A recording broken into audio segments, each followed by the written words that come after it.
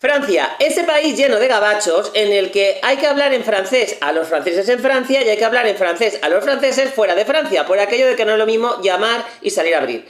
Fuera de Francia, Francia es conocida porque es ese país en el que uno de cada 100 turistas es tratado con educación, resumiendo, que Francia es ese país maravilloso en el que nacen los estados-nación y que dio lugar su revolución a la época contemporánea. Y en Francia tienen tres cosas que son signos de su identidad: liberté, igualité, fraternité, que es el símbolo, el emblema, el lema de la Revolución Francesa. ¿Qué ocurre? Que dado que la mayoría de su tiempo Francia ha sido un estado centralizado pero democrático, nadie pone en cuestión que Francia no sea un país democrático por el hecho de que sistemáticamente ha estado pisoteando todas las lenguas regionales de Francia, porque sí. Los franceses hay que hablarles en francés en Francia y fuera de Francia, pero es que eso lo aplican incluso dentro de su propio país con sus propios compatriotas que no hablan francés como lengua de origen, porque Francia, esta nación de aquí, no tiene ni uno, ni dos, ni tres, tiene un montón de idiomas que no son el francés, pero que no son oficiales, empezando por los que conocemos y seguimos mi canal. En la Baja Navarra y el resto de lo que es el País Vasco francés se habla vasco, el mismo vasco que se habla en España, no exactamente igual, pero gracias al euskera batúa que se sacaron de la manga para hacer una homogeneización, pues por lo menos ahora se pueden entender un poquito mejor, porque llegaba un momento que estaban los núcleos tan separados en países diferentes que no se entendían muy bien. Luego, en la otra punta de los Pirineos, en los Pirineos orientales, que es como ellos llaman las regiones, porque esa es otra de las cosas que hacen, destrozan las regiones tradicionales para perder la identidad regional. Tenemos el Rosellón, lo que desde el siglo XX los catalanes llaman, en pro de su nacionalismo, la Cataluña Norte, que es un nombre contemporáneo que no existía antes. En el Rosellón se habla catalán, o lo que queda de él. Y si seguimos en la zona del sur, pero en una buena zona, prácticamente la mitad del país de la zona del sur, se habla occitano.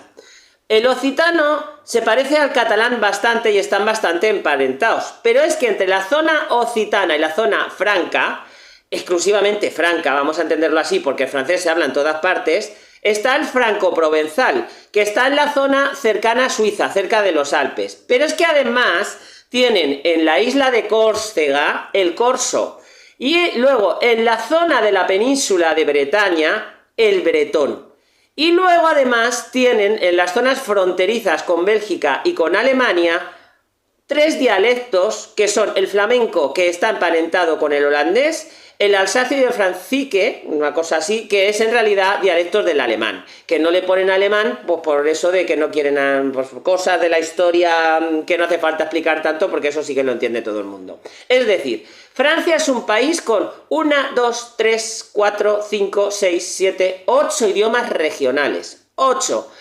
Todos ellos pisoteados sistemáticamente por el gobierno central. No por ello se considera Francia un estado ni fascista ni dictatorial. Simplemente que la educación en Francia y debido a su historia, liberté, igualdad, fraternité, ellos consideran que todos tienen que ser iguales. Para ser iguales hay que homogenizar. Y para homogenizar usaron el francés, que era el lenguaje más mayoritario y de la zona de la élite de la capital, París, y fueron imponiéndolo en toda la zona de alrededor. Y poco a poco lo fueron consiguiendo hasta el punto de que hay lenguas regionales que están al borde del exterminio, como por ejemplo el catalán en la zona de la Cataluña Norte, que ellos llaman zona de Pirineos Orientales.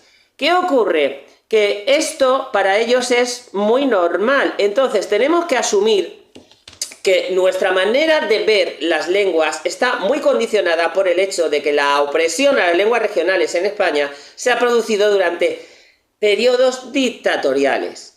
Es impensable, y además ellos lo considerarían inconstitucional, una cosa como la que se hace en Cataluña con la inversión lingüística. Es una salvajada, bajo su punto de vista, pero como en todo en la vida, las opiniones son como dos culos, cada uno tiene la suya. Y en el caso de Cataluña, ellos consideran que es una opresión hacia el castellano, hacia el catalán de parte del castellano tan brutal que hay que hacer la inversión para salvar el catalán. Bajo el punto de vista de un francés, eso se consideraría una salvajada. ¿Quién tiene razón? Pues simplemente son realidades geopolíticas distintas, muy condicionadas por situaciones políticas muy diferentes Que en el caso de España hemos tenido una dictadura y entonces esa opresión se relaciona a un periodo dictatorial, mientras que la homogeneización que se hizo en Francia con el francés se relaciona con la Revolución Francesa, con la libertad, la igualdad y la fraternidad. Porque para ser iguales tenemos que estar un poquito homogeneizados, no puede ser uno con más derechos que otro. Entonces una manera de que seamos iguales es que todos tengamos acceso a lo mismo. Esto choca porque son dos realidades distintas. ¿Están mal alguna de las dos? No. Y estas reflexiones me gusta hacerlas porque en historia y en política se nos olvida mucho y a menudo que nuestro punto de vista no es el único, es el que nos da la realidad.